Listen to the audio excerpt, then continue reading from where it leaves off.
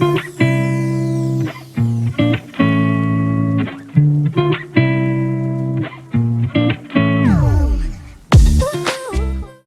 I'm Lynette and welcome. Today I'm doing an eye look with the Juvia's Place Army palette from their Rebels collection.